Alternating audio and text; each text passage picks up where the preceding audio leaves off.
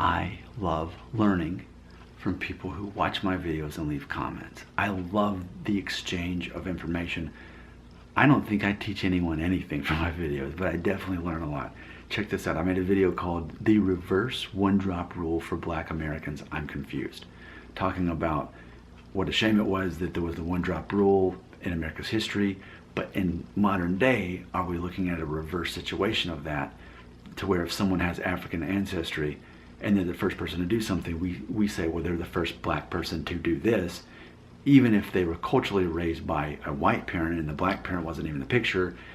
And then we get all the way to talking about Rachel Dolezal, and she had no African DNA, but she was completely part of African American culture. And the Rachel Divide on Netflix, if you haven't watched that I've learned a lot from watching that too. So here's a comment that a faithful watcher named Michael Kersley, he had pointed out in the comment section. I want to share this with you. He said, then again, there have always been African groups who are considered predominantly white. And he's not referring to South Africa, but just the thought of, if the majority were of African descent, predominantly African DNA, and you were a lighter skinned person but still had African DNA, then ultimately you're going to, by default, they're going to see you as a white person, because the majority has so much more darker features than African DNA, comparatively speaking, that it just ultimately depends on your perspective on what the majority is.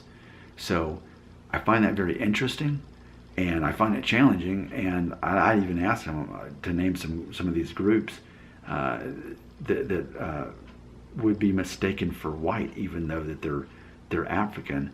And he says that they're around the Mediterranean coastline, that they overall look Southern European on the whole, but they are mixed with African DNA. So they're considered basically white Africans to some degree. So I think that's fascinating. Like, even now in American culture, like Sinbad, the comedian Sinbad, like, would he basically be considered a white man if he were in certain parts of Africa? So that's interesting to me. Let's talk more about this. The fact that if in the right setting, someone who has only some African DNA is ultimately considered white and not black. Yet in American culture, I think for the most part, we're still going by this one-drop rule, because it's seen as a part of, you're the first black person to do whatever it is. Comments right here.